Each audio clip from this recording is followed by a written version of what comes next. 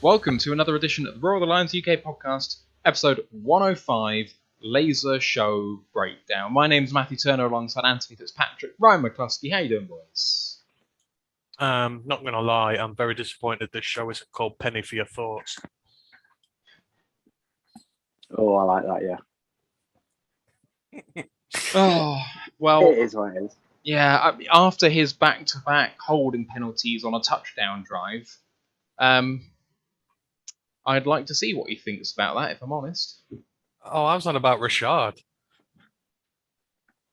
Not Penny. Not Saul. Not our Saul. I was on about Rashaad Penny. But hey ho, this is what yesterday's done to us. It's downgraded us to opening the show with bad jokes. This is where we're at now. You talk about bad jokes when he said Saul with the kind of northern twang. I was kind of thinking, do you mean the Saul? Saul. Saul. Oh dear God! Is this what the show's gonna be? I think it is. Obviously, guys, we're going to go into the news, then we're going to chat about the Lions at Seahawks game. Don't forget our Discord channel. More and more people coming on it all the time, and you want to be a part of that. We're chatting through the game. Obviously, there's going to be a lot of draft chat on there as well. Ant and Ryan and myself, hopefully, especially, going to be going through tape breakdowns of some guys in the run-up to the draft, and then after we've drafted, we're going to be reviewing who we've actually picked, and, you know, the first place you'll have to go for that is there. So get on board, DM us on Twitter, that'd be great. Dan says, a penny for your thoughts. It's a great name for today's podcast. And Ash says, good evening, lads. At least we got a thick six in this game. One Prime 40 says, after seeing Harris get cooked, I want Hamilton even more now. I fully endorse that message. I said so on Twitter. I'm sick and tired of him, and he's giving me, just sleepless nights. Yeah. College football podcast. There wasn't one in the last week. There will be one this week or next? This week. Yeah. So ahead of the championship games. The Natty. Yeah, the last bowl game is tomorrow, so we can do a roundup of all the bowl games. I've not actually been keeping track of where we are at the minute, but at last check, me and Ryan are pretty damn close when it comes to the picks this year for the games that haven't been decided yet. And the football playoff semi-finals, I mean, Jesus, they were both about as one-sided as you can get. So, but that seems to be the case every single year. I remember it being the case last year, Ryan. There's not been a close semi-final game in what feels like a while now. No, in the entire playoff era, which is like 4 or 5 years, the winning margin is like nearly 2 scores for the semis. So you've got to make a case something's got to change because they just don't deliver. Just no one gets a chance. No one gets close these days. At the end of the day, though, is it always that one smashes 4 and 2 smashes 3? Because obviously Georgia beat Michigan. So it's not like the seedings potentially are dictating who is blowing out who, necessarily. Pretty sure Michigan were favoured in their game, weren't they? Yeah, Michigan was slight favourites, I think. 4 pretty much always get smashed. They've been getting annihilated for years. Maybe we need maybe we just need a 3. Maybe we just need that pinnacle 1 and then 2 and 3 battle it out, and that's national championship. Maybe we should be downsizing. So it's moving to 6 or 8? I can't remember. They don't know. There's been no commission yet. Like the committee I don't think they want to expand it because when you expand it, you're letting more crap. Arguably, you just create earlier rounds, but the same teams will still get to the end.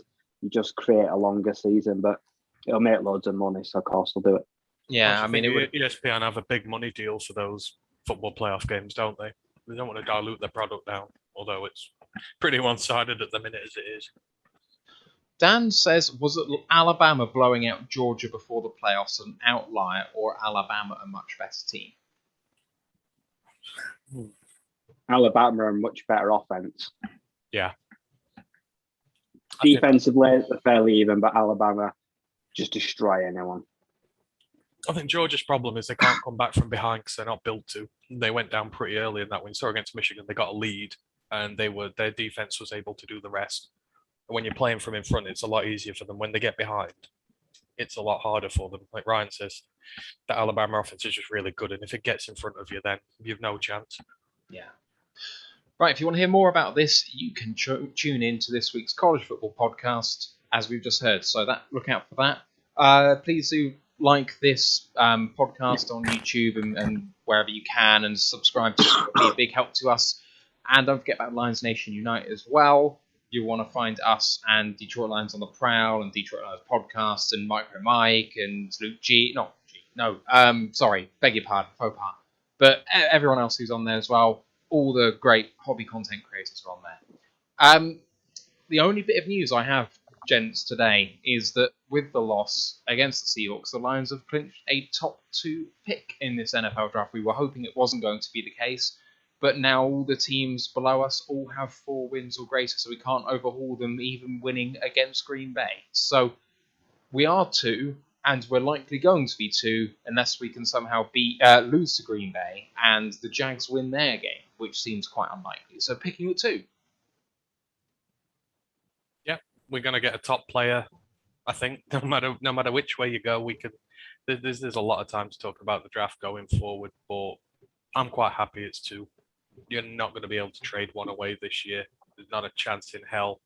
Your chances of trading away 2 are exponentially higher, and the more picks we can get, the more holes we can fill. So I think it's best for all of us that it happened this way. Yeah, I've always said for a long time, I don't give 2 hoots where the pick is. We've got numerous holes and there's numerous top players. If someone comes asking for 2 because they like someone, they can have it for any price whatsoever to move back a few spots. I don't care, because I'll take the capital and I'll reinvest it. Because after yesterday, I've now changed the priority of where I see needs this year.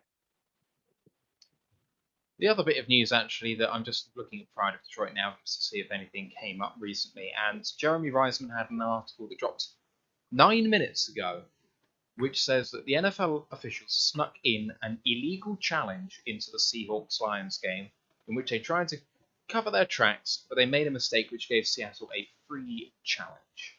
And I think we remember what happened with this, but Lions kicked an onside kick.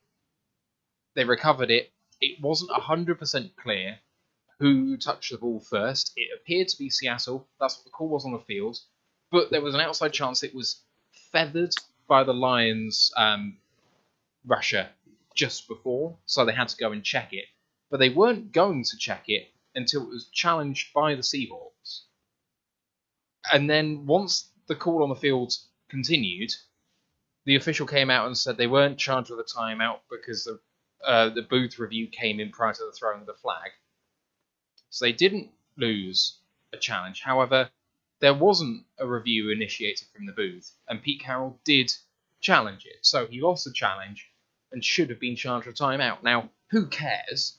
Apart from the fact it's yet another example of small little calls here and there consistently going against the Lions. And every team's going to claim this, right? I know that every team's going to claim this in the league, but I mean, in a game that didn't even matter, it didn't really seem like this was the sort of one where they should have gone ahead and just blatantly lied. Like, why bother? We're 20 points back at this point. Yeah, it's just another. I know it may seem small and inconsequential, but it's just another example of refs getting away with errors. And if they can get away with the small ones, then they can get away with the big ones because they're never held to account. And if they're never held to account, then they'll have no problem ballsing up bigger decisions, knowing there'll be no consequence for them. I was flabbergasted because they always announce, the main ref will always announce to say, this play is under review. You know, they will announce that they are reviewing the play. That announcement was never made, not once. So right away, that's a lie that the review came out. They've got to tell you that they personally are reviewing it. Yeah. You know, the challenge flag was put down. It was then just picked back up and like, yeah, we're not going to charge them with one. But it's more the principle. The more the refs get away with, the less they are going to think about making these controversial big calls. If they got punished for this, then they're going to think about it when they do it again, and it's stupid. Well, so Jeremy goes on to theorise that the reason they did what they did is because the play apparently is not challengeable by a sideline. It has to come from the booth. Pete Carroll cannot challenge the play by rule. So the fact that they went and looked at it, in order to justify what they did, they had to say it came from the booth, because otherwise what they did was allow something illegal to happen. So instead of allowing something illegal to happen. They chose to do a white lie instead. And they ended up with the right call, but that's why it happened that way, apparently. Yeah, but I mean, on a different day, in a closer game, with bigger ramifications, that's a huge call. And a timeout is the difference between a win and a loss. We've seen it so many times. Teams can't drive because they're out of timeouts. They just run out of time. And like you say, they perpetrated a white lie, and they're not going to get punished for it. So what's to say that they're not going to do it again in future? Because they know, I mean, the ref came off injured not long after that. And what was the first thing you saw on the sidelines? Pete Carroll and him hugging one another, walking off looking right happy. And you're like, hang on, this doesn't, this just exacerbates that sense of injustice. They look like they were best mates, and he's just saved his mate from losing a timeout. It's just all these stupid little decisions. The NFL officials, and this is why me and Roger Goodgross had that big argument last year during the draft thing, they're not held accountable. And yes, I know they have a hard job, but if they're not hauled up in front of a committee and asked to explain themselves and punished for stuff like this, it's just going to keep on happening. And you see it every week now. So many teams ball aching about refereeing decisions, which are not getting picked up. Any thoughts, Ryan? No, there's not much more to add. It's just, in an ideal world, they should just turn around, see the red flag and say, Pete, this is not a challengeable play. Put the flag back in your pocket, accept the result. But no, they decided to do him a bit of a solace, whether he asked them or not. Went to an unofficial booth review. And it's just annoying because it still came to the same outcome. Even though we kept the ball, they kept their timeout. It just felt like it was farcical. And it all happened behind an ad break as well. That's the worst thing, that they always cut away as well. You never see what actually goes on. You just come back and like, oh, well, someone tried challenge. There wasn't even much ground to challenge it on. From what I saw, it was blatantly hit that guy on the right hand. But it had no bearing on the outcome. But it's just another nail in the coffin. Like, I can't wait for this season to end. Like, it was just prolong the agony. It did a bit, didn't it? Right, let's get into the game. So, Lions Seahawks this Sunday. The Lions had, I think, a total of 17 players on the inactive list, between inactive due to injury and inactive due to COVID. The players inactive due to COVID were Josh Reynolds, Khalif Raymond, and Geronimo Allison, tight end Brock Wright, right guard Halep Ulavati-Vaitai, defensive lineman Michael Brockers, and also defensive backs coach Aubrey Pleasant. Inactive due to injury, Jared Goff, Jason Kavinda, Rashad Berry, Jashawn Cornell, Jalen Elliott, the tackle Will Holden, and running back Jermar Jefferson.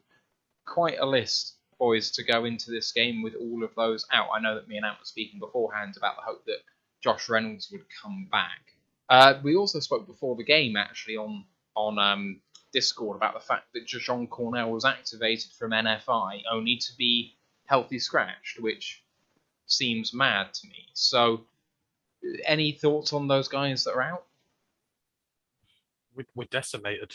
I think that's the polite way of putting it. You say there's 17 guys out there. That's not excluding the other God knows how many of them who are on IR, who are our key players.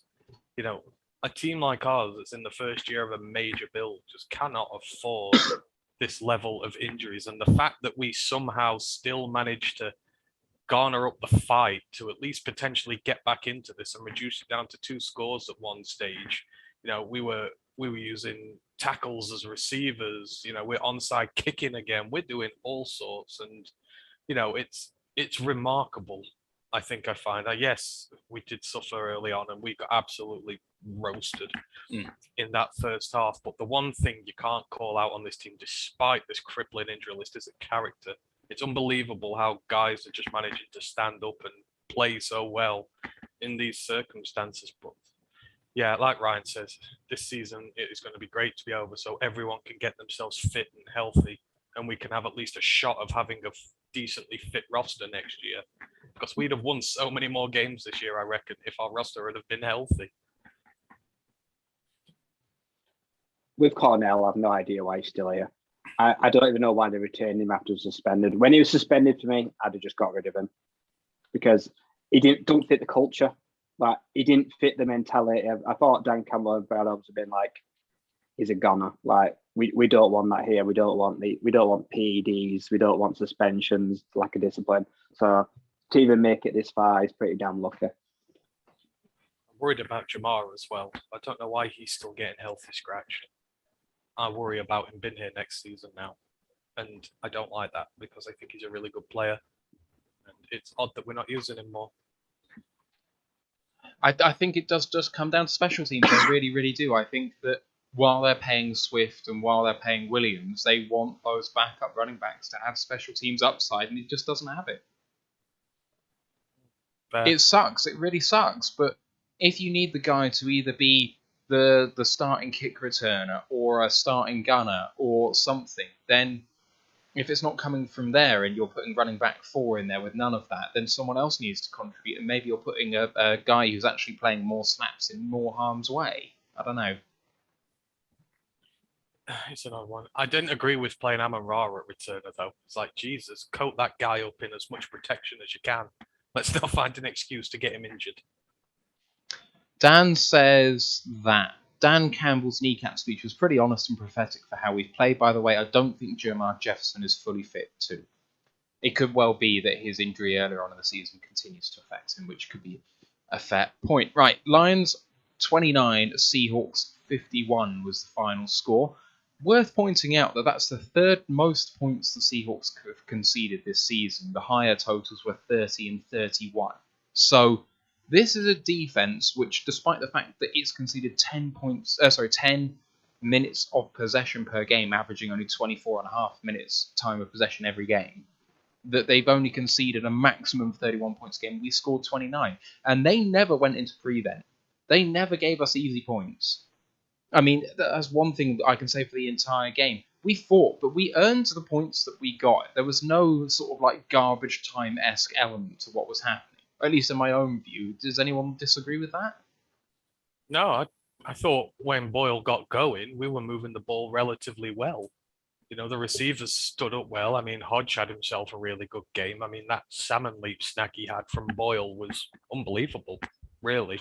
Even Benson got in it, but you know, obviously we have a star of the show at the minute, and he's just on an unbelievably hot streak at the minute. And he's just, oh my God, he's going to be so good, Amon-Ra is. But I thought the offense moved it well when we got back into it. And like I say, we got very inventive. We have to get inventive with our scheme and what we're doing. So it was nice to see them still going for it. I know we didn't do the 4th down, but I thought it was the right call to go for it. Say the tackle getting a touchdown, you know, all sorts. The onside kicks we recovered again. What is it? 9 onside kicks this year in the NFL, and we've recovered 3 of them. Sorry, 9 successful ones, and we're responsible for a third of them. And this is one of the great things I said with Dan Campbell putting his players in these pressure situations. They're coming up clutch. You're finding guys who are coming up in these big moments and delivering, and you're seeing it pay off now because we're getting really good. That these teams can't just think we're going to punt it anymore. They're having to think really hard about the way they play against us. So considering we're down to quarterback 2, wide receivers 5, 6, 7, whatever, apart from Amon-Ra, obviously. Tight ends, God knows what. I don't know how far we're down through now. I thought we did remarkably well in the circumstances. I'd say running the ball, we were terrible. That was a disaster. Why we were running right up the middle in against a strong 4-3 defense. Jordan Brooks was having a field day, just swallowing up backs. He was blowing guys up in the wrong game. We really hurt ourselves in that. It was not.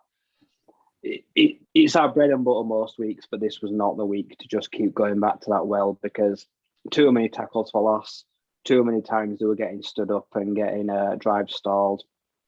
The passing game, in parts, looked good. We moved the ball reasonably well at times. We spread the ball out between a very thin group.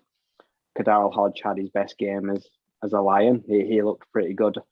Amon-Ra was consistent, I'd say. Ticked over nicely across 4 quarters. He showed up when he needed to.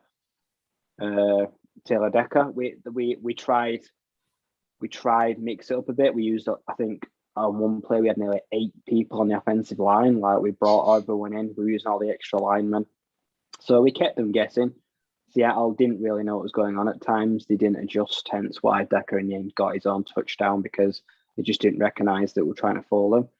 Got inventive. Another good day on the money downs, like 4th down. Punting. Jack Fox, I thought, had a terrible game. It was rough for the majority of it, but I didn't mind because the conditions weren't great. But I'd say it was a reasonable third quarter. The rest of it all was very shaky. Jack Fox averaged 44 yards a punt. He had one really good punt, one really bad punt, and one mediocre punt, and he only had 3 punts. So that's good enough. His legs getting cold. Dan Campbell's getting that inventive on 4th downs now that we're not punting it at all. Yeah. His legs just getting cold, bless him. Under Patricia, we were punting probably 7-8 times a game. So, of course, his leg's going to be hot as anything. But I don't think it's a bad thing necessarily. I'm glad that we go for it on 4th down, especially this year. Yeah. Next year, you've got to be a bit more. Next year, you've got to be a little bit more conservative. But if you're going to be aggressive this year and going for it, it's a perfect year to do so. Like I say, it's so good because it gives your offense that little edge to it that teams just don't know how to deal with. Yeah. So Ryan mentioned about the run game and how much that struggled, and I just want to highlight this. So the headline figures for the Lions don't look so bad. 95 yards on 22 carries. That sounds fine. That's 4 1/3 yards to carry. What's the problem, you may ask? Well, I'm going to try and just do a couple of simplifications here. So I want to have a look at, as quickly as I can, true run sets. So 1st, 2nd down, 1st and 10, 2nd and 6 sort of runs, right? So DeAndre Swift has 4 carries for 32 yards. But 31 of those came with 30 seconds left in the first half, when no one's expecting a run and he manages to get us into field goal range. That's not indicative of how the run game is doing as a whole. So I'm taking that run out. Tim Boyle had a 14-yard scramble. It's not indicative of how the run game is doing. I'm going to remove that. And Amon-Ra St. had a 26-yard touchdown scamper from 3rd and 10 in the red zone. Now, that's more worthy of being included, but I'm going to remove that as well because it's not really what I'm looking for. So I'm going to take those 3 plays out. The Lions ran in the other 19 plays for 24 yards. That is not good enough at all. And we know the Seattle run defense is very good. Highlighted that before, that the best players on their team at the moment are their 2 defensive tackles. But like Ryan said, Jordan Brooks had an absolutely fantastic game. We couldn't do anything in that. We had a couple of isolated good plays, but other than that, we were barely a yard of rush. That's not winning football. You can't do anything with that. I mean, at the end of the day, we're putting Boyle in an awful situation by doing that. Well, I mean, yeah, the run block. I mean, neither of our tackles graded above 56 in the run blocking. It just was not good enough. Obviously, Big V's a huge miss in there because him and Sewell create some huge holes in that right-hand side of the line for teams to go through. Not that Kramer didn't have a good game, he did, but you just don't get the same sort of thing you get with him. And when you're just coming up against good interior defensive lines, we saw it against Cincinnati. They absolutely strangled the hell out of our run game, and they again have got one of the better interior defensive lines in the NFL. So it just seems to be a problem that we're going to have to deal with more going forward. But I mean, you're taking out, we'll have Ragnow back next year, and there's no slight on Brown, but Ragnow's one of the best run blockers in the game, straight up. So it's going to be better to have him back and everyone at full health. So yeah, we just seem to have a problem against these really good interior defensive lines. And as Ryan said, why are we running it up the middle all the time? Let's try and get the edge a bit more often. Let's try and get more inventive. That's when we're at our best, when we're putting 6 guys in. The extra tackles, the extra tight ends. I think that might be also what's helping it. No tight ends in there to seal the edges. That obviously didn't help either. We're just so decimated at the minute. It's not fun. No, you've already spoken about the run game, Ryan. But any other thoughts on that? That's right. To sum this game up, we got mauled in the trenches. Levi at Lean, they didn't have much impact. We struggled between the guards and the centre. The battle was lost on the lines on the day. That's where it came down to it, because We couldn't generate any holes for the likes of Reynolds and Williams to get through, and we couldn't seal up any holes for a very hyped up, aggressive Penny. So that's where it came down to it, I believe. I think it's a lot more worrying on the defensive side of the ball. I think, at least on the passing side, we were very good protecting Blau. I'm going through Twitter here, through Boyle. He didn't get sacked. I think he only had 5 pressures against him all game, but we also only got 5 pressures on Russell Wilson behind one of the worst offensive lines in the NFL. That's a huge concern. How we've not been able to bring more pressure on him there is a real big concern going forward. The defense have been really good recently, and one of the things they've been doing well, especially Charles Harris, is bringing pressure. So how have we not been able to manage it against one of the worst lines going? That is really worrying that we've lost that trench battle so convincingly. So I completely differ with Ryan on Aleem. I thought Aleem had a really good day. But I think that the problem for our defense was that in a system where it takes one weak link to blow everything up, that there was always one and sometimes two, and it wasn't the same one or two every time. I thought that Jalen Reeves-Maybin was kind of anonymous. He was coming off an injury, didn't entirely expect him to be at full capacity anyway, fine. But the guys either side of Aleem were non-existent. So whether it was Nick Williams or Levi, obviously there was no blockers. That really didn't help. When we went into 4-3 or in 3-4, it looked like it was a really big issue. And then linebacker play in general was not great. I mean, I know that we probably had Derek Barnes have the best game of his young career, but and it was one of the highest snap counts he's had as well. But he didn't have a huge amount to do in the run game, I don't think. So I'm not sure how much of praise that is compared to Anthony Pittman taking 21 snaps and having a grade of 27 per PFF. Like, that's really worrying. And I've been wanting to see him all season, really, because he did really well in the preseason, but he hasn't really rewarded that.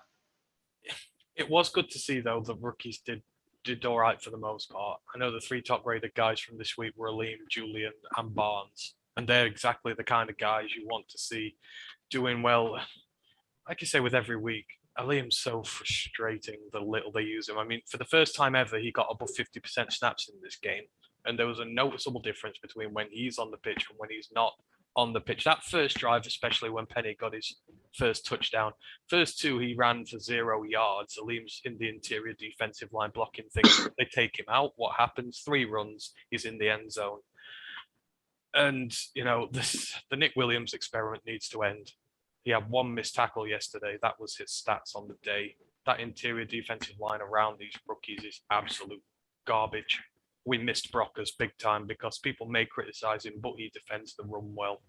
That's the one thing he does. And unfortunately, we're shaky on the edge. We can't seal the edge up well. Bryant was struggling on the edge, although in pass rushing, he was a lot better.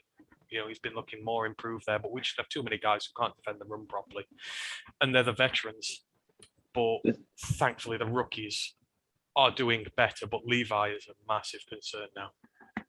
The safeties were the worst for me. That had to be the worst unit all day.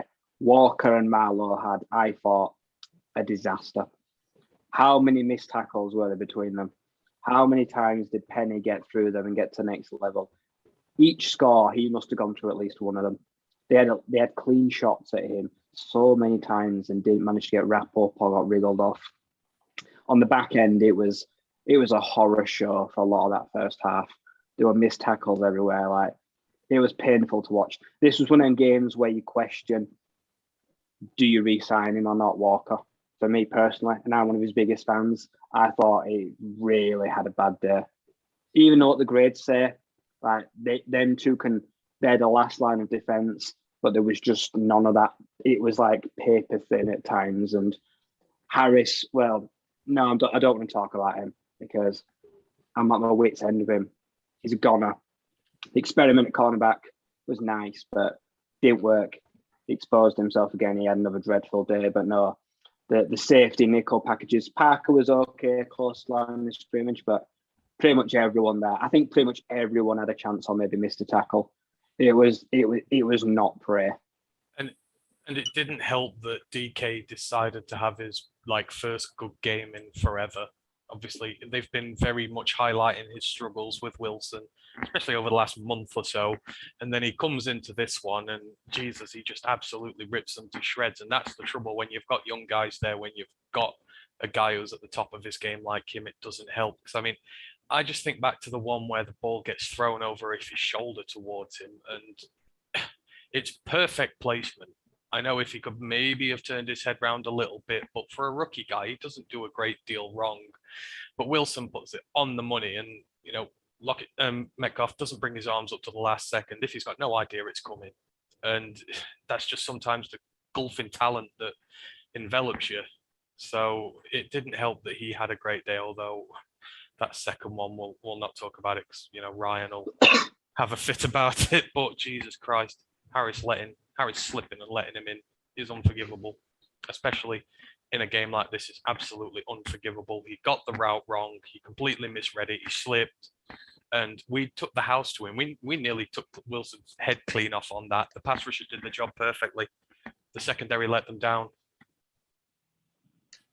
A couple of comments on the Twitch chat I just want to get to. Dan says Levi's had a rough season starting from his injury in training camp, which is put him behind everyone else. Ash replied with saying that Levi's already getting the B label from some fans. I assume that means bust. Will Harris needs to be renamed. He must not be named. I'm not sure he's Voldemort level-esque of bad, but never mind. Levi's got 3 quarterback pressures in about 390 snaps. That is concerning.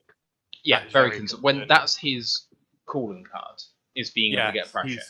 He's there to be the disruptor. His job is to disrupt that line and get to running backs, and he is not doing it. Now, I want to attribute this to the supporting cast around him not doing their jobs properly, but as you've seen with Aleem is starting to put his name on games now. He's getting sacks. It wasn't his calling card in college getting sacks. It was just completely disrupting that line, but he's doing that, and he's getting at the quarterback. He's developing really well. And I know Levi had a slight injury to start the year, but we're in week 17 now. It was a long time ago, and I don't think you can hide behind it anymore. And I'm not labeling him a bust. Not one bit am I labeling a bust. I love him, and I love his tape, and I still think he can bring a lot to us. But it's a big concern now because that defensive line, I don't want to spend any more picks on it after going to the trenches all last year. There's so many other places we need to go. And these youngsters, when had to come in and really put their mark down so that we didn't have to replenish in there, but it looks like we might have to with the senior guys just not working out. Yeah, I think the thing with Levi, though, is that he almost has some sort of a Kuda-esque, I think he was carrying an injury into the draft, and I think he was carrying an injury all the way through the off-season, and then he got injured, in training camp. I don't think there was a moment when everyone else was going through the acclimatization phase, and we're still obviously COVID affected at the moment, where he was healthy at all. So I don't think it's just he had an isolated injury here and he was 4 weeks and he was a little bit behind, but now it's not an excuse. I kind of think that he's been behind quite a long way all the way through, and he also was a bit of a project, and we knew that when we took him. Yeah. His second round, Aleem's a project, but look at Aleem's progress. It's a lot better at this minute in time. And it's not like we went out and ruined him on the snap count. He didn't start the first game, but since then he was taking, I think his first 5 games, he didn't take over 20 snaps in a game. We've managed his workload. We've put him in the position to work him into games. And after playing nearly 400 snaps this season, you should be getting to a point where you're getting to some form of fitness, but it's not just this pass rushing thing. I mean, there was at least 2 times I can think of yesterday he got into the backfield and missed tackles on Rashaad Penny, which is not good. He's missing tackles. He's not getting pressure on quarterbacks. And like I say, this is not labeling him a bust, but there are a lot of worries about what he is producing at the moment. And given that he's got a second round pick status on him, These aren't guys you just develop as long-term projects. Next year, he needs to be becoming a pivotal part of this team, especially on a line that prides itself on winning in the trenches. And we're going to need him, and we're going to need Liam to stand up and do well. And at the minute, only one of them is showing that potential to do so. And I think it's right to be worried about some of these flags we're seeing in his games. He looks lost at the minute. Oh, yeah. I'm not saying for a moment that you need to just ignore the fact that he's playing badly. I'm just saying it's more of a snap back at the people who are using the buzzword for him when it's like, actually, you know, we have seen players bounce back to good year twos after bad year ones. Like, let's not go that far yet. I think there are significant mitigating circumstances. You can't absolve him for what's happening because it's still on him, but you can understand it. Oh, I think any rational thinking fan is at the point where they'll look at the rest of the draft picks Holmes made and they'll see that, you know, he's made them for a reason. These players are all here for a reason. You've seen Amon-Ra is absolutely balling out at the moment. Penny's had a really good year. You know, if he's shown it in spurts, people know that these draft picks have been made for a reason and these players are here for a reason. I just don't think it's, you know, I think as much as we can say, oh, injury and this might have affected his play, I also don't think it's unfair to say, look, there are a lot of things here he should be doing a lot better, despite what's going on, and it needs to be called out because, you know, these rookies are what our future's based on. We're all confident going forward because of these guys. Yeah, that's fair. Right, let's start talking about the actual game, and it started with Seattle with the ball, and they went 3 and out to begin with, and it was a terrific start, actually. Kind of gave me a shot of confidence that I didn't have coming into the game. And then the Lions proceeded to drive down the field, got to the Seattle 29, went for it on 4th and 1, turning down a field goal, and failed. Jamal Williams went for the rush up the middle. Didn't look like he made any gain on 4th and 1. The chain showed he was short by a couple of inches. And then Dan Campbell challenged. And the replay showed, to me, that the spot was generous and that actually it was potentially a half yard even further away. I don't know who said to Dan, you're going to win this, so challenge it, or whether he just felt like he needed to keep the momentum up and it was worth just doing it just in case so that Seattle didn't snap the ball or something like that. But it reeked of desperation to me, that challenge. I don't know about you guys, Ryan. It was a dreadful challenge.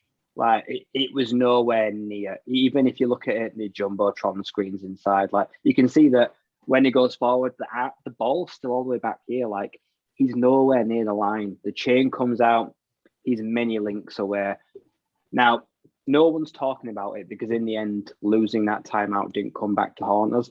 But if that timeout cost had come back to bite us in the ass, there would have been a damn sight more said about this. But it was a silly challenge. It was a total waste. It was no way giving it. He's not turned around and said that he's not passed the buck on and said someone told him to do it. I'm pretty sure he said no one gave him any indication whether he should do it or not. He just decided to do it himself. He felt like it was an important time of the game. I think he's come out and said in a presser, like he felt like he had to do it to try to keep some momentum, but it didn't have any bearing on the end result. So I'm ultimately not gonna hold it against him. It's in a game that didn't mean anything. He thought he could try and maybe steal one there. So, but it was well shot, and it kind of just fizzled out a frustrating opening drive, really. I agree. It's at least he comes out and explains why he's done it, and I think I agree with him. It is a critical part of the game. If you can get that and convert early and put some points on the board, then it can be an entirely different ball game. So, you know, I agree with the decision to go for it. I don't want to kick field goals there.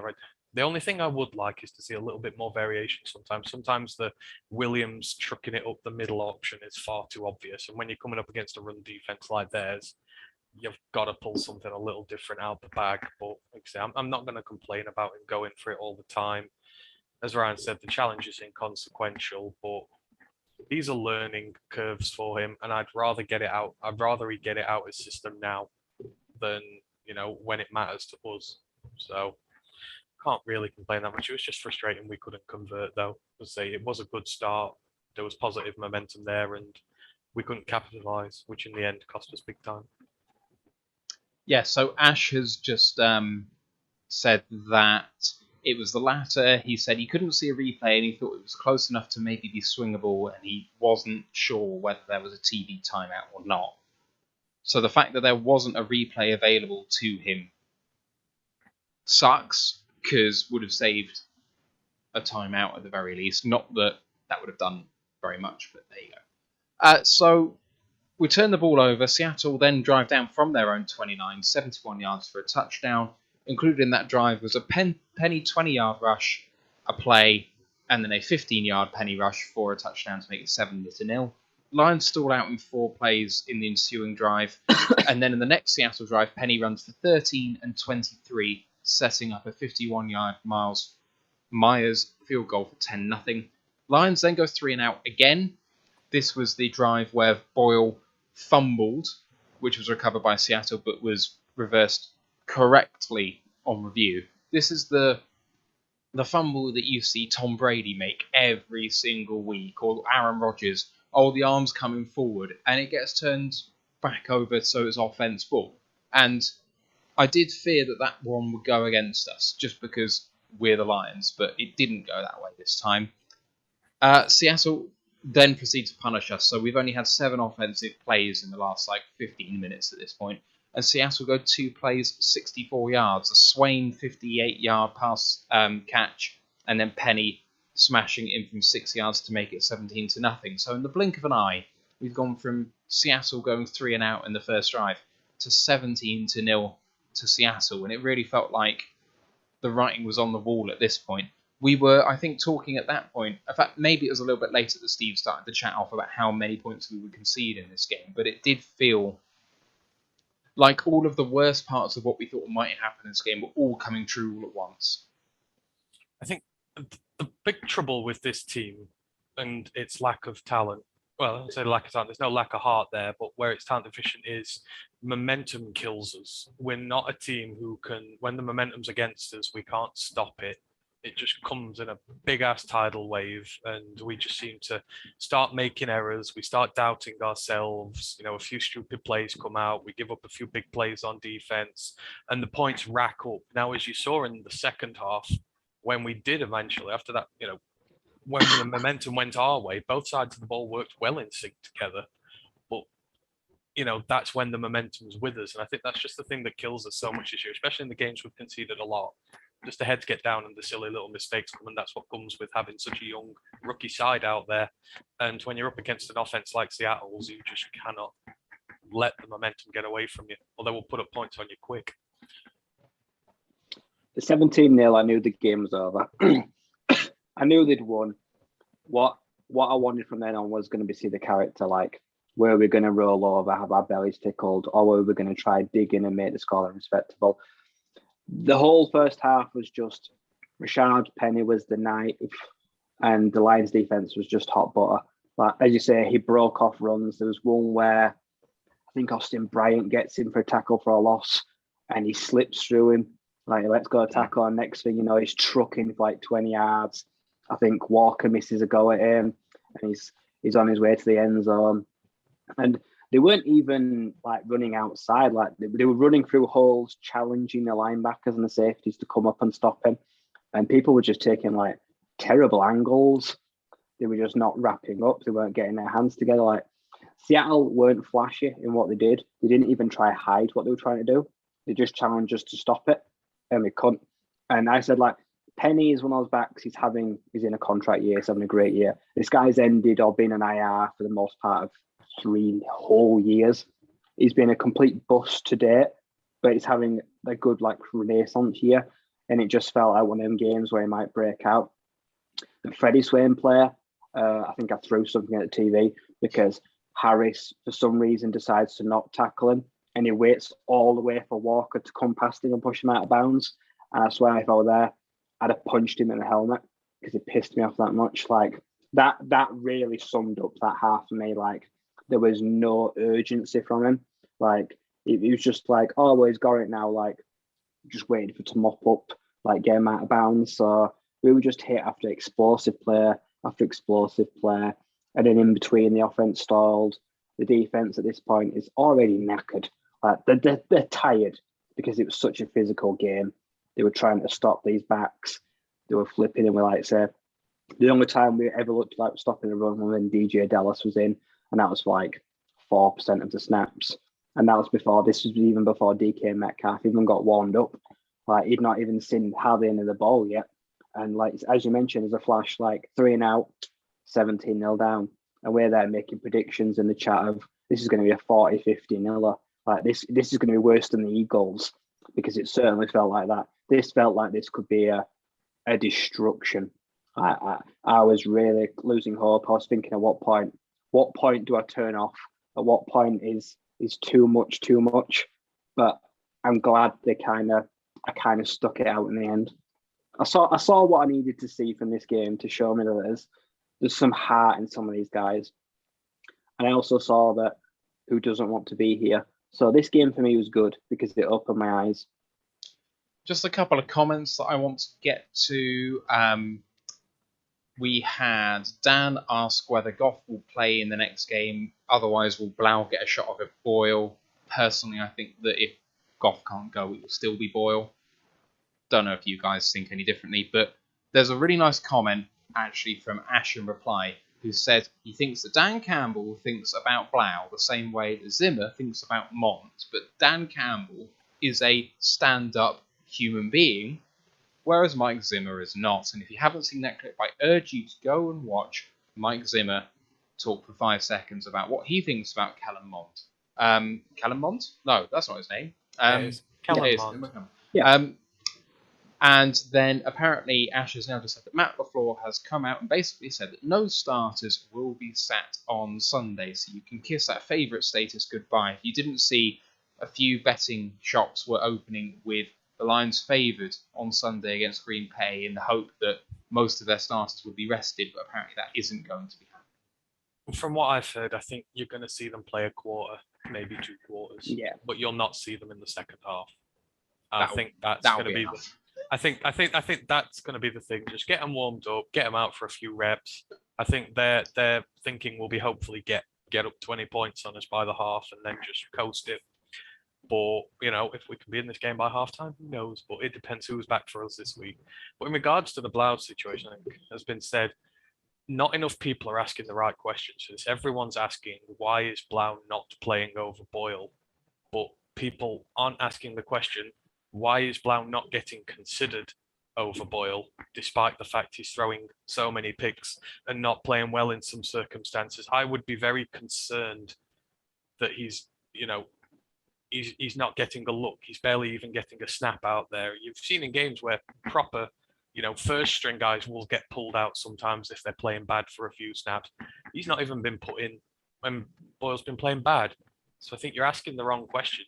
And to be honest, I don't really want to see him. If you can't supplant Boyle while he's throwing picks all the time, I don't really want him out there. And I think we all get a little bit of nostalgia from that season when Stafford was injured and he took over for a few games, but it wasn't pretty. We lost all those games, and he had a lot better receivers to work with back then as well. So I enjoyed what I saw from him in that stretch. Like, I saw someone who was going to make every game interesting. I mean, I never thought we were going to win any of those games, but I never thought we were going to win any of those games regardless of who was under centre. It wasn't Matthew Stafford, so that wasn't my expectation. But I did see someone who made it interesting. But we had our win now technically team there. We had a team with vets in defense. That team that we had then was full of a lot more experienced guys. It had a lot better receivers in it. Maybe the running game weren't so good. TJ was just starting out. But if you were to put those teams side by side right now at this very point in time, you'd have like a Justin Coleman out there now instead of, the Will Harris. There is a difference at the end of the day. So he was playing in a better team and we still didn't win any games. I think there's just a little bit of out of sight, out of mind that's coming with David Blau at the minute. People have not seen him for a long time and thinking, oh God, he can be a hell of a lot better. And we had the feel-good stories with his wife in the Olympics, but I trust Dan Campbell to evaluate his players and give game time to the right players, because he seems to have got that pretty spot on this year.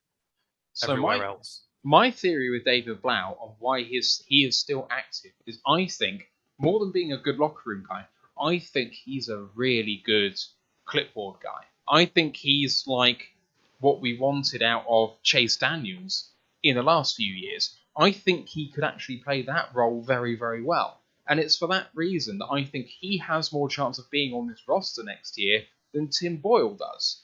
Because I think that they might actually want to have a backup quarterback a bit better than that. But if Boyle can't be that guy, I don't think Boyle can be the guy that Blau is. Because Blau's clearly there for a reason, but he's clearly not playing for a reason. And so that reason for me is maybe he's prepping the quarterback exceedingly well for the team that they're playing that week. That's my theory. So I don't know if you guys can run with that or not. I'd agree. He's been around the locker room for ages. He probably is a good locker room guy, but yeah, I just don't think I don't think he's going to be here next year. I think unless they go for a quarterback in this draft, Ball's still probably going to be here as an understudy. So it makes sense to play him some more. Don't forget, this is only Boyle's third NFL start ever. And he's working with a wide receiver core that doesn't have one bona fide, veteran start on it. These are all rookies and cast-offs. He's got no viable tight end options. The running game ain't bailing him out of it. It's a lot to put on him. I think people forget how little he's started. He's not been great. I get that. He's thrown a lot of bad picks. One of them wasn't his fault yesterday. Straight into the hands and out. You can't do about that. But I don't think Blau's going to do much better in the situation. I think you could push Goff and Boyle down the stairs, and I think Dan Campbell would call Montez off the practice squad before playing Blau. Blau's never going to play. Blau, as you mentioned, is a clipboard guy. Boyle, I don't want him back next year. I think you could give him as much talent as you want. Pardon my French, he was shit in college. It's amazing that he's got this far because he's shown that he's not cut out for this level either. Can put one of the interceptions yesterday was just absolutely dreadful. And you know what the most annoying thing is? It feels like he can do no wrong. It feels like he can go out there and be as crap as he wants because he knows he won't get benched. And that's what irritates me.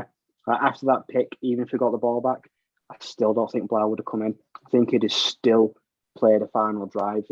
He's going out there and he can do what he wants because with Goff hurt, there's no threat whatsoever really of him starting his job.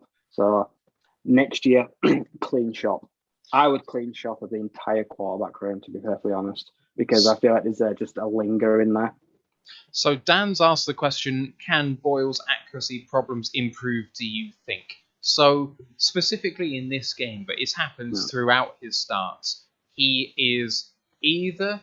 So some of the more intermediate stuff that's got a bit of touch, and this was especially true for the Decker touchdown that we'll get to, he's actually okay with that. But when you're looking a bit further down the field, or on some of those intermediate routes, especially if he's not looping them over, which he seems to be okay at, it's that sort of bullet type throw quickly. He either puts it at the feet of his receiver or just in front, so they've got no chance, which I erroneously called in Discord crocodile arming, to my fault. Or he sails them, and he sails them by some distance so that they can't even be picked. And my own feeling with this question is that he's just spent 3 years with Aaron Rodgers, probably with this exact problem, with one of the most accurate quarterbacks in the NFL, big-time, long-range passes, like Boyle is. Boyle could not have had a better mentor for his style of play. And he hasn't gotten better yet. Now, he's still maturing. Can he get better? Sure, of course he can. Is it likely? No. No chance. I don't think it's likely. He can do it. He's going to have to apply himself a lot. And he's got to... I don't know what's wrong with his... It must be a problem with his throwing mechanics or his base or something. But something's not right. Because that ball absolutely flies over the heads of the intended receivers. Far too often. But when did a backup Green Bay quarterback go and ever do anything anywhere else? You only have to remember Deshaun Kaiser. It was exactly the same. He spent years there mentoring under Rodgers and then went and did absolutely nothing and looked horrific for most of his career. I think it's an endemic problem there for them. But he's not the future here. I think he's absolutely not the future here. But you've got to take the circumstances into account as well. It's his third start, and he's working with nobody really. I mean, it's hard enough for Goff, who's a seasoned quarterback who's been to a Super Bowl, and there's a lot of people willing to give Goff a pass this year and put better weapons around him and then see how he gets on. So, you kind of have to give the same grace to his backup, who's barely played in the NFL either. He's not going to do much, I agree, but just going back to the whole Blau thing again, I just think he's not going to do any better. If Campbell ain't considering him, there's a reason. You've seen it with every position on the field this year. Barnes is getting more snaps now. McNeil's getting more snaps now. The right guys are getting the snaps because they're impressing in games. You have to look at Parker, Jacobs, all that. So he's seeing them on the pitch, what they're performing, and he's giving them snaps related to that. Because Blau ain't getting it, there's a reason why. And I trust Campbell's judgment on that. Yeah, completely agree with that. Got a couple of other comments, but I'm going to get to them after talking a bit more about the game. So we left it at 17-0. Lions get the ball back and hit back pretty quickly, actually. Igwebuike with a 47-yard kickoff return. Thought he was going to break it for the lot, actually. Got quite unlucky. But then the Lions go 5 plays, 45 yards. Amon-Ra St. had a 16-yard reception and then quickly followed that up with a 26-yard rush on 3rd and 10 for 17-7. Lovely kind of delay running back draw with him lined up in the backfield, which was really cool. We've seen that play so often, but in the red zone as well, or near the red zone. You've got to give props to Kramer and Brown for that. They created a monster hole for him to get through in the middle, but even then he broke 3 tackles afterwards. Can't remember who said it, but there was something almost Barry-esque about the way he was duking in and out and dodging tackles. I mean, you've seen him in the receiving game now. He's showing he can be a threat from the backfield. His game is evolving so quickly. And, it's almost frightening what the limit on his potential could be going forward. Again, he was the main receiver yesterday, and people thought, is he going to struggle with the additional coverage, with the additional attention he's going to get? Nope. He made mincemeat out of them. Another 100-yard game, but the drive was very impressive. Like I say, everything from the kick return to the way we swiftly moved it to the play in the red zone. We've struggled there so much. And to create such a big running lane for him and for him to go through and perform so well to get in, it was great to see. And that's why, these games are important for us, and why these players need this playing time. Something like that's going to stick with him. Look, it looked pretty natural to him when we watched the film. Like when we drafted him, we saw it at USC. He took loads of snaps at running back. He's quite used to lining up next to a quarterback and taking handoffs and cutting across. So it looked like something that felt very natural. Like once he hit the hole, there's a nice spin move. I think it's the backer or the safety that comes down. He manages to wriggle out of it, makes a guy miss, steps another guy, canters in his end zone with pretty much ease. But he made it look a lot shorter than it was. He had a good 20, 25 yards to go. And we'd struggled running the ball up until this point for quite a majority. So, but he's pretty nimble. He's quite hard to get hold of. He's quite a slippery little guy. So it was nice for us to catch them off guard because they clearly didn't account for who was in the backfield or pay much attention because it was a good play call. Like you say, we got the draw behind 2 guys to create a hole and then we just let him make guys miss in the open field. It capped off a nice drive. That was the start of the thought. Well, maybe all is not lost. So he's got this sort of like patented spin move that he absolutely loves. There's a video of him kind of practicing it over and over again. It's sharp. He doesn't really change too much in direction, but he doesn't lose any momentum doing it either. It's really, really impressive. That's really cool. Before I get to the comments I mentioned before, Ashley's just said, breaking news, Penny Sewell, Taylor Decker, Austin Bryant to COVID reserve. Yay! Right, let's move on. Fuck's sake. Can we just forfeit next week? I mean, it feels like that's what we're doing. I tell you what, if for this combine thing, I want to line up as a guard, I'll go and give them a go. If we forfeit, do we only lose 1-0? Probably. Maybe. It's Kenny Clark and the Packers next week. Yeah, wanna be. I think Zedarius is injured, so that's good. But Kenny Clark's gonna feast, man. Ugh. Yeah. Right. So getting back to the game, We've made it 70-7 after that Amon-Ra St play. Seahawks then hit straight back. They don't want to let it get close. 11 plays, 69-yard drive. In that drive, there was a Metcalf reception for 11, a Lockett throw, a beautiful throw by Russell Wilson over the right-hand shoulder on the left-hand side to Tyler Lockett for 28. Several shorter passes, and then finished off with a 13-yard reception to Metcalf, 24-7. Lions go 3 and out, and the Seahawks pile it on now. 11 play, 90-yard touchdown drive. So that was after the good punt that we talked about earlier. So they start off at their own 10. I called this one the Penny Show because he ended. It was ended on a 1-yard pass to Lockett on a sweep, but he was the main guy throughout the entire drive, kind of getting it all the way down. That made it 31-7. Lions then get the ball back with like a minute to go or so. Can't get a field goal in at the end, despite the fact that the first play of the drive, I think, was DeAndre Swift going for 31 yards down the left-hand side. That was the half, 31-7. It felt like an absolute mauling. It felt like every time they touched a ball, they were going to score points, whether 3 or 7. But, the 3 they got seemed to be a misnomer, really, at the half there. Let's get to some of those comments. First, we had Ash talking about Boyle still. He said, would you rather have Boyle or Zapp at quarterback 2? Oh, we're talking about Bailey. Mm-hmm. Oh, well, Bailey. But he's not NFL ready. I don't know. I don't think Boyle is NFL ready. So No. Zappa plays an air raid offense, so we don't play that here. I don't know. I mean, we could play that here. We have enough mediocre wide receivers to make 5 wide perfectly viable. At the end of the day, I think Zappa's a waste of a pick because you're picking him in the 4th, 5th, 6th round, and traditionally that's where we land on our better targets. And there are a lot of holes to fill, more so than backup quarterback. I feel like, the quarterback situation with Goff earning the money is, I think you've just got to suck it up one more year before you really deal with it. I mean, you go out there and get a vet to come and stand in or something like that, but I'm not a fan of taking a developmental quarterback at the end because, as I say, usually that's where we land on our draft picks, and I don't want to waste one because we don't have a 4th or a 5th this year. No 5th, no 6th, I think. No, we don't have a 4th because we gave up the 4th for Barnes, and we don't have a 5th because we gave that up for Benson.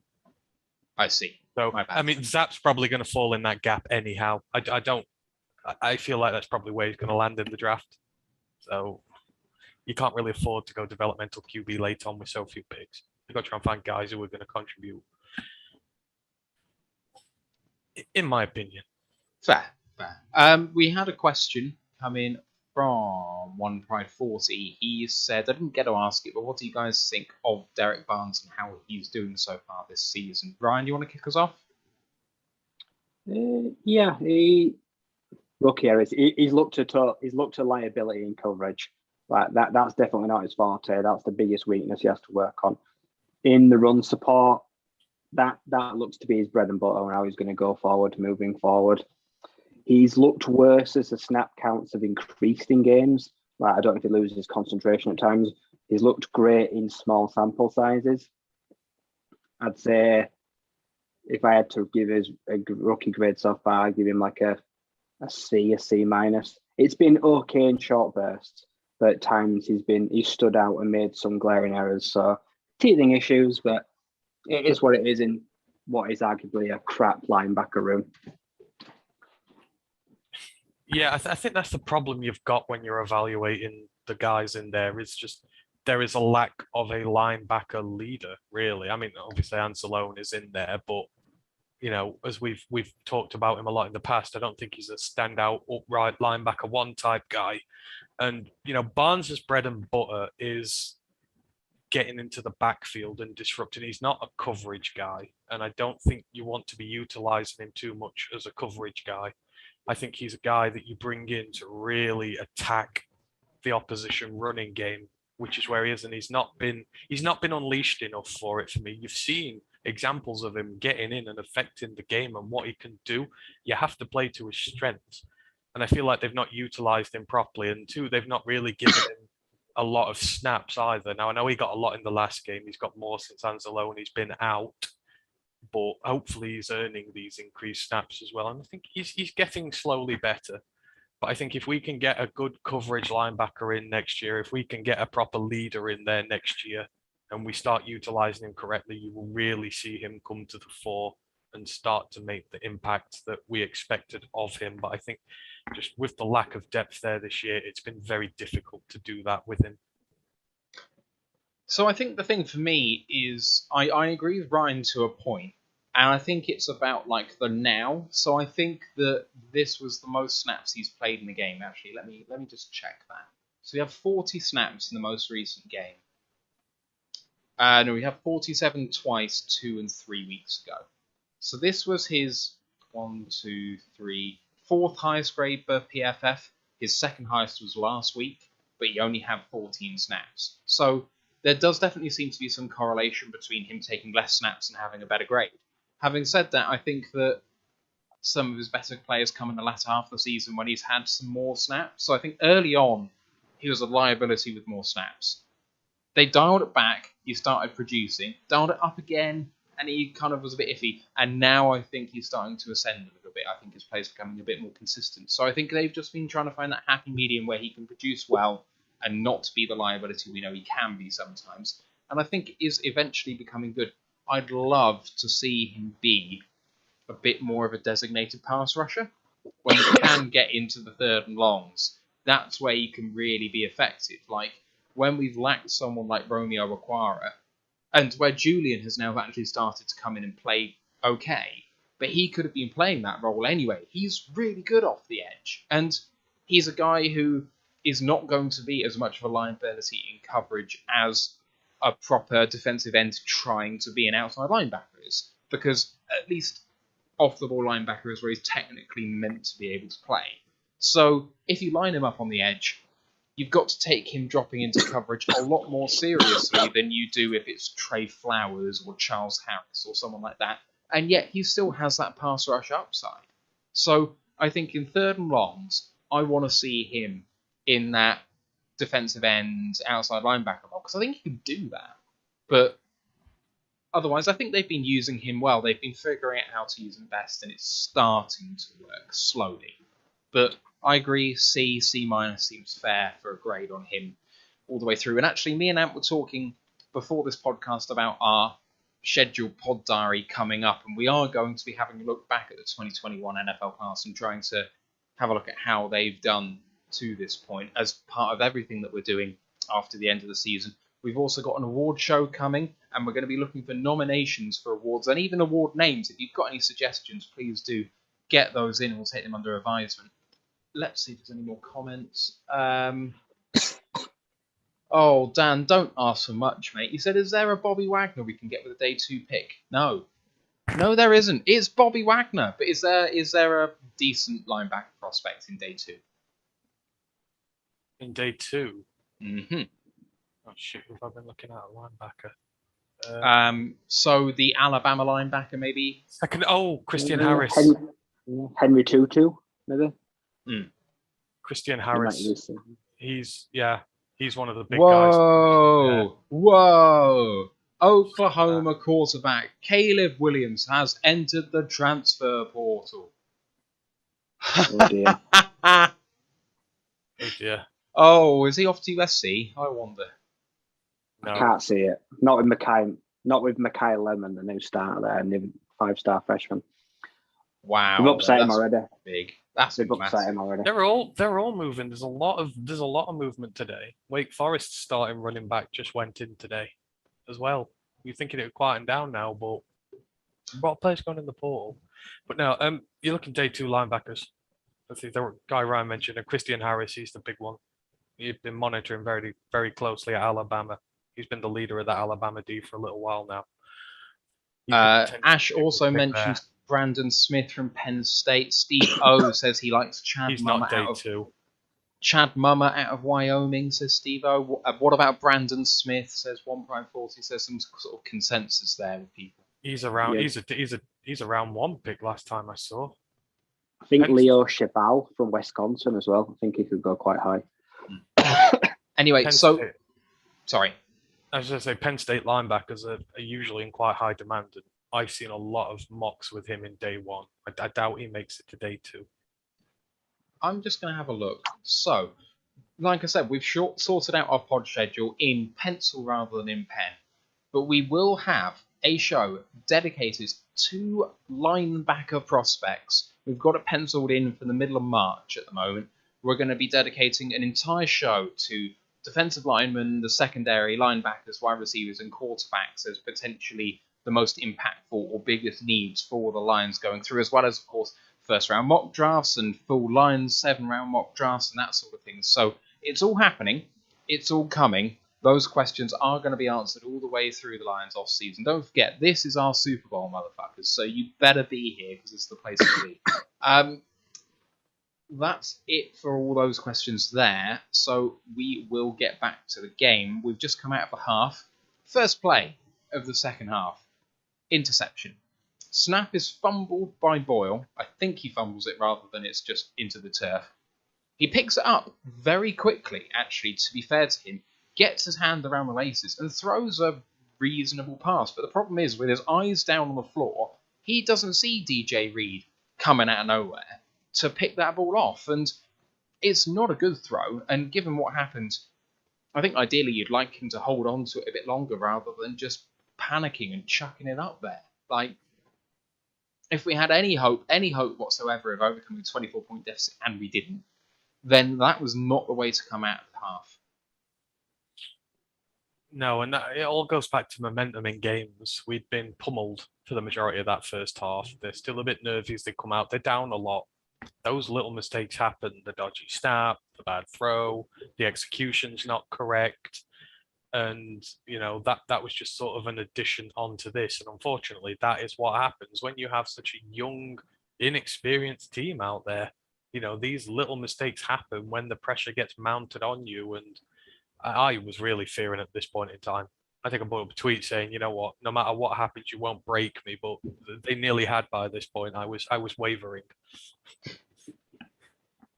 Yeah, he should have just tucked it and tried to get back to the line of scrimmage and go again next play. It was reckless to try to throw it when he didn't even see that the receiver was basically had a defender wrapped around him. It was never going to be complete, and then it just gets tipped. So should have just lived to fight another day, but unfortunately it didn't happen. So then the Seattle Seahawks have got the ball back. Short field, a 2-play, 21-yard touchdown to Metcalf. 2 plays, 21-yard drive, a 13-yard touchdown reception for Metcalf makes it 38-7. Then the Lions start to hit back. This is where their character really starts to show.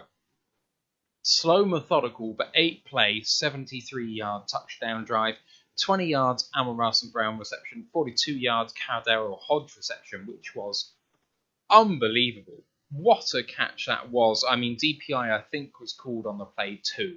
But he made a fantastic catch. And then Amon-Ra St comes up with a 7-yard touchdown reception, quickly followed up by also receiving the 2-point conversion. So we cut it from it was 38-7. So it was a 31-point gap, and we cut it down to 23. So obviously he's looking at it and thinking, well, 31 points down is 4 8-point plays for a win, or 3+1 for a tie. So he's taking one of those out now.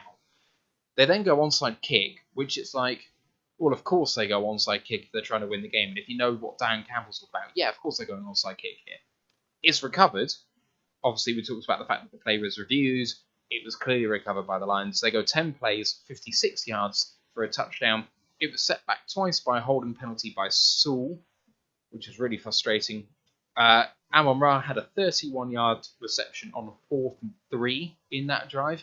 It was finished off after Matt Nelson couldn't haul it in for a 6-yard touchdown reception by left tackle Taylor Decker for 38-22. Now, I'll mention this after the play. I find it very strange that we did not go for 2 at that particular point, because you are in the exact same situation as you were before the previous touchdown. You still need a majority of 2-point conversions in your 3 touchdowns to get back in the game. It doesn't make any sense to go for 1 here. Now, that's not a particularly big one. Decker getting the touchdown and Nelson winning it is far more fun, but just a weird bit of play calling to me. I think there's such a thing as pushing your luck, though. We'd got the first one. We'd quickly got another score. It was down to 2 scores at that point.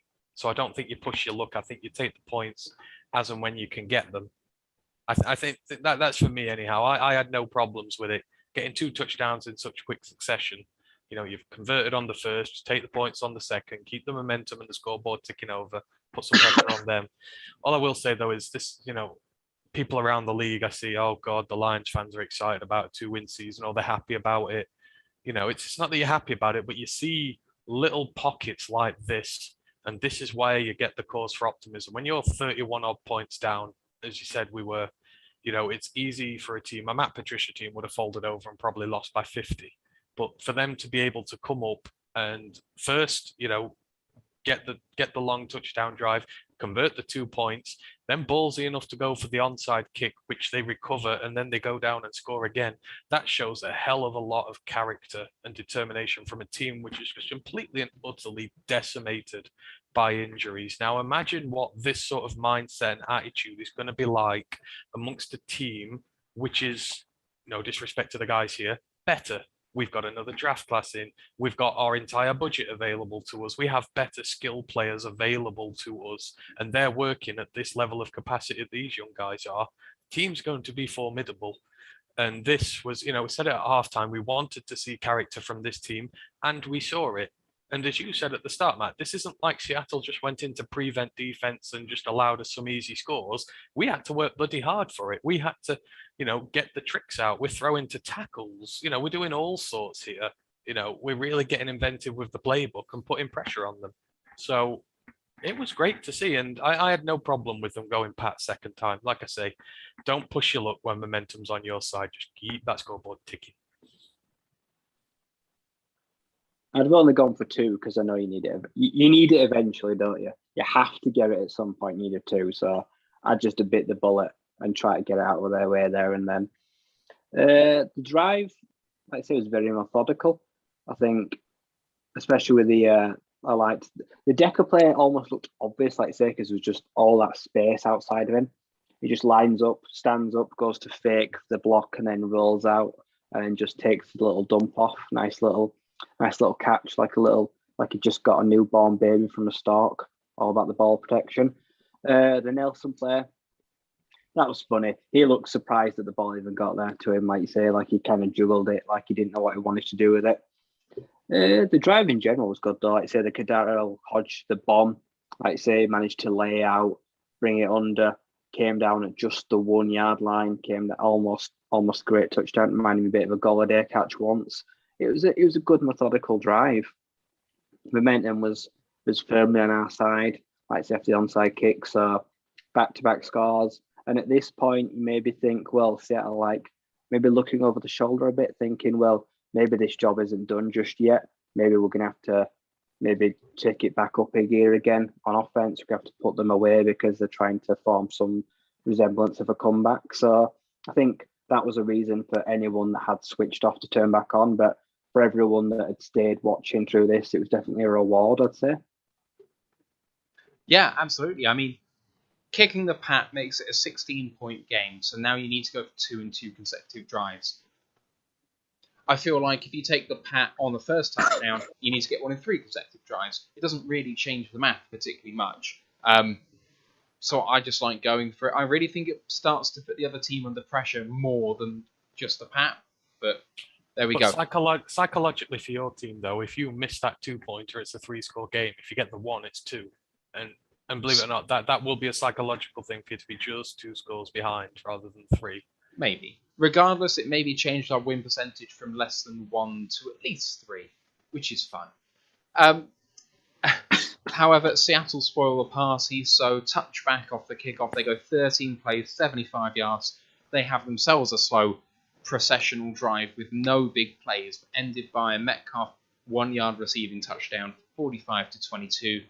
Detroit, though, aren't fazed by it and hit back with an 11-play, 75-yard drive. So this is 3 consecutive touchdown drives for Detroit.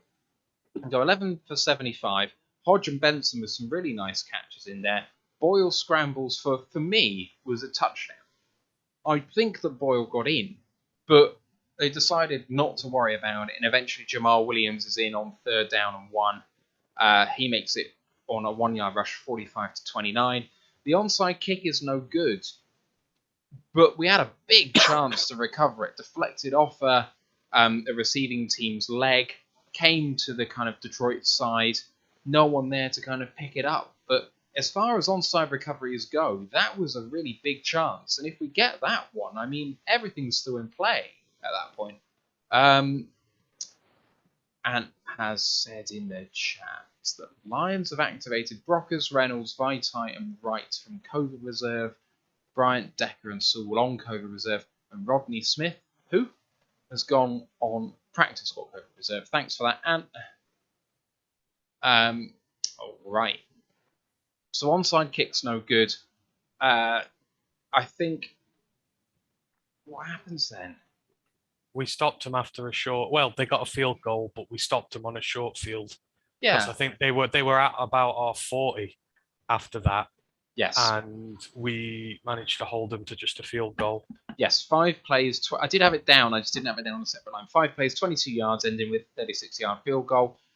Second play of the next drive, Boyle throws his second interception, intercepted by Amadi. The interception was fumbled, but recovered at the 1-yard line. The referees then come out and say that they're going to return the ball to the point of the fumble. The next snap is taken somewhere around the 22 line. But I'm pretty sure the ball was fumbled at like the 5 or 6.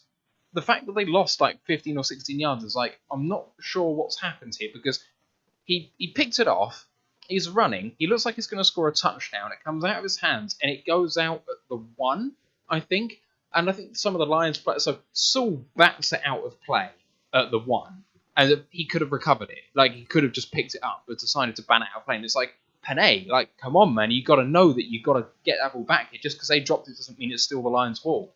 Then he's kind of calling for a touchback or something. And it's like, even if it goes out of bounds out of the end zone, if it out of bounds out of the end zone is a touchback? Yes, that would be a touchback. So he could have battered it behind him out of play. And I think that might have been okay. No, it's a penalty. You can't bat a ball out the end zone. That was the famous play from a few years ago in the playoffs. That's a penalty where they get the ball at like the 3-yard line.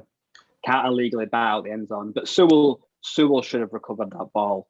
He literally slid down to the 1 and should have got it. But no, it brushes off him out of play, I think, yeah. But yeah, I was confused by where they spotted that ball, to be honest. It was bizarre. I mean, the game's gone, so who cares? But Seahawks don't do anything. 42-yard field goal makes it 51-29. Boyle then intercepted on the first play of the next drive by DJ Reed, and I mean, he just kind of loops it up there. And yeah. There was no one there. It was nowhere near anyone. It was a really it was a desperate play by a desperate man. And fine, okay, the game's gone. Seattle then proceed to destroy us, but are held at the 1, and then decide to kneel, despite the fact that they could probably have knelt to begin with, which I found really weird. Like, go for the touchdown or don't. But that was like, there are some people who were going to have lost in fantasy because they made those last few yards for seemingly no reason, only to kind of decide not to score. So, I don't know. But anyway, that's the game, 51-29. My first theme to start with is that Boyle has 3 interceptions, but bear in mind that two of our 4 touchdowns were rushing touchdowns, 1 from the 1.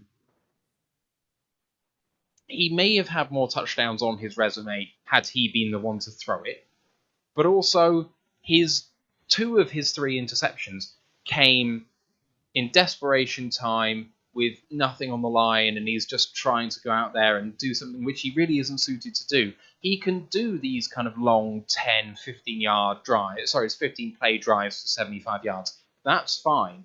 But ask him to quickly get down the field isn't really his thing. And 2 of his last 3 plays were interceptions when he was just trying to kind of give us a fighting chance. And it seems a bit harsh. I mean, he didn't play well, and they weren't good plays. But at the same time, if he just knelt down, everyone would kind of boo, but also his stat sheet looks much better. Do you know what I mean? Yeah, I do. But like I say, it's very difficult to really surmise it in this situation. Guy, third start, missing all his starters pretty much. No tight ends to speak of. You know, guys who've barely played in the receiver corps. Only Amon-Ra is a viable threat for him. He still managed to get 80 yards out of KhaDarel Hodge. There were some nice throws littered in there. I think it's been established he's not the future here, but you know, I think sometimes he is critiqued a little too harshly as well, given this situation. If this was Blau in this situation, who had exactly the same game, I don't think anyone's blaming Blau at all, simply because he's the homegrown Lions boy. And, you know, they will say, like you said, he's thrown his interceptions late on. He's given us a chance. He's made some nice throws. I just think there's a negative perception of Boyle and there's a positive perception of Blau, and like views towards him are getting squiffed based on that. I just think Boyle, well, before he'd even taken a snap, everyone when he arrived was saying like the sun shines out his ass. We were made to believe he's better than he is. I think that's a given. People were saying like he's the laser show. Like the guy's a smoke screen, isn't it? There's nothing laser about him. Like and to say that these are games where the game is lost and there's absolutely zero pressure on him whatsoever to do anything. It's the players where he panics and makes mistakes, which you've just been using. Because the only future he's playing for, like say, is it's his NFL future, isn't it? There's no realistic guarantee that he will be a backup anywhere maybe next year. If he's not here, who knows if he'll be anywhere next year, because he's no spring chicken, like no offense to him. He's been around the league now a long time. And going back to the accuracy earlier, you have accuracy or you don't. You don't learn accuracy. Like his motion, like the passing motion, his mechanics, they're just a bit crap. If he wants to work on them, he probably needs to go back to basics and just scrap the whole motion, maybe work again. But the game, he just flat out to deceive. Like say the first half, the defense was downright horrible. Didn't run the ball well, and he misses too many guys. But then he shows up with the odd flashy play.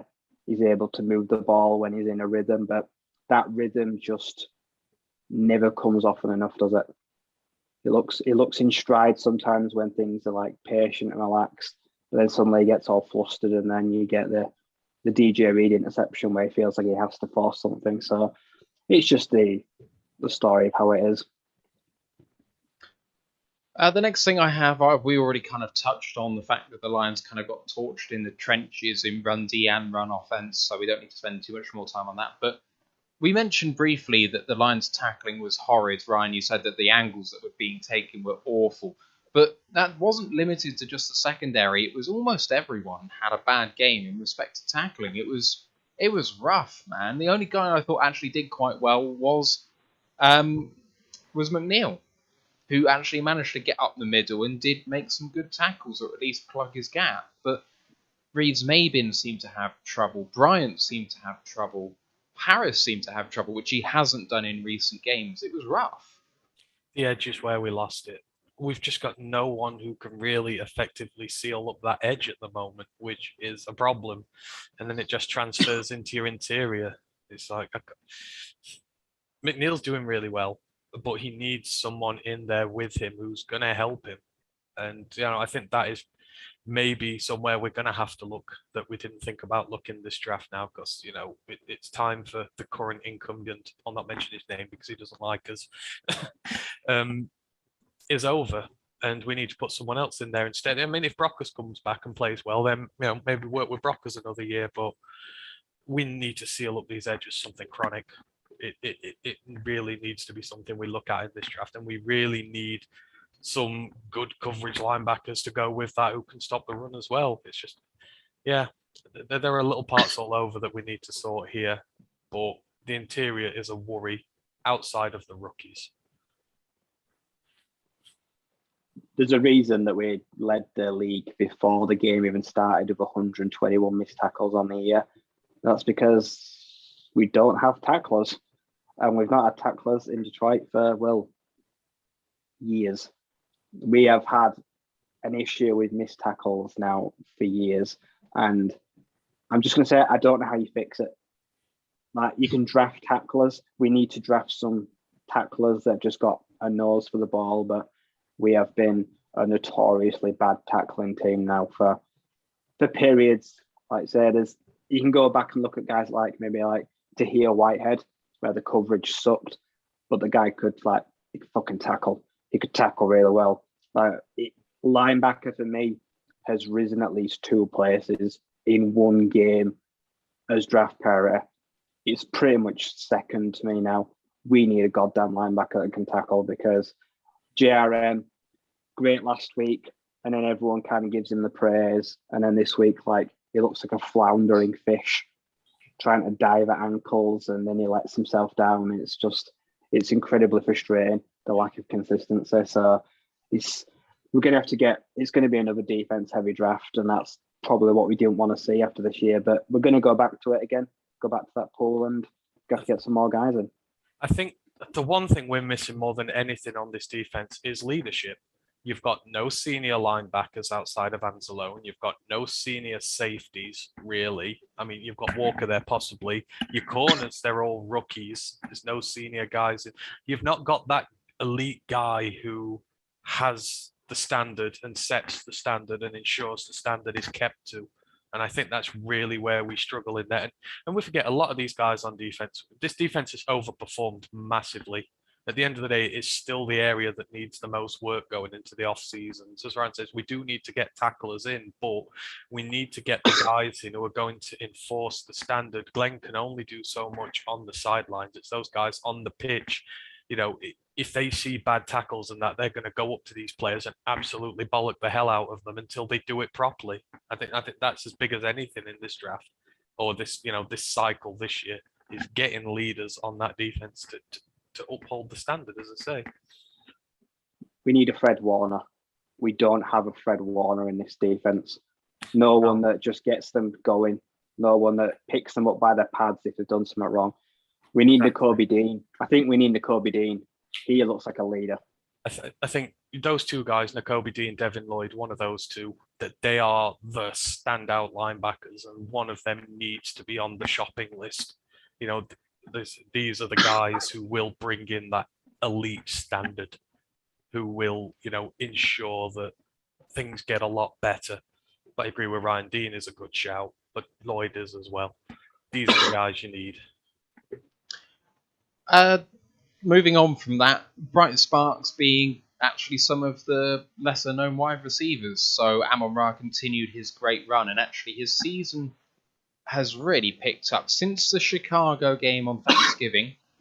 And why couldn't he have done it for me while I was there? But he's then gone for the following: 10 catches for 86 yards and a touchdown, 8 catches for 73 yards, 8 catches for 90 yards and a touchdown, 9 catches for 91 yards and a touchdown, and 8 catches for 111 yards and a touchdown, and 2 rushes for 23 yards and a touchdown. So in the last 5 games,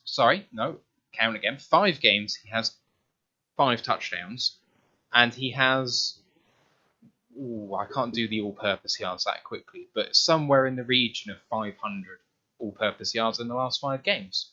Fantastic. But Hodge, as we mentioned, stood out, and Benson actually started catching a few balls. May not be a total bust. Amon-Ra also, more importantly, has also had about 135 fantasy points. He has done really well for me. He's looked good. Now, don't get carried away with Benson. Still a bust. Has a few good flashy moments. But KhaDarel Hodge, he's somewhat more intriguing because he's also playing special teams. Him and Brady Breeze have swapped between gunners on both sides, who has also looked really well. I'll give props to Brady since he's coming too. But those two look like it could be some good guys, maybe to keep around next year. They could grow roster spots while working on special teams. So I'll give KhaDarel Hodge a break. I'll say he looked really good this week. He showed some flashes. Maybe he can be that Marvin Hall again that can stretch the field occasions on limited targets. But that there's still some guys here. Yeah. I think the biggest loser this year has probably still got to be Tom Kennedy. Like, we have literally lost all the bodies on that core, and he's still not found a way to get pretty much any sort of action. Like, I don't think he's got any chance of being here next year, but I think one of those two's got a good chance of taking his spot. You're very crowded from wide receiver 3 down now. If Hodge is going to be in there, Reynolds is in there, Cephas is coming back. You're going to have a bit of a log jam, and there's just going to be no depth positions there because we've pretty much got the guys we want already. So I agree. I think he's going to struggle. I'd also give props to the offensive line. I know they gave away some. I know Penny especially gave away a few penalties, but in pass protection, they held up really well. They only gave up 5 pressures on the game, didn't give up a single sack.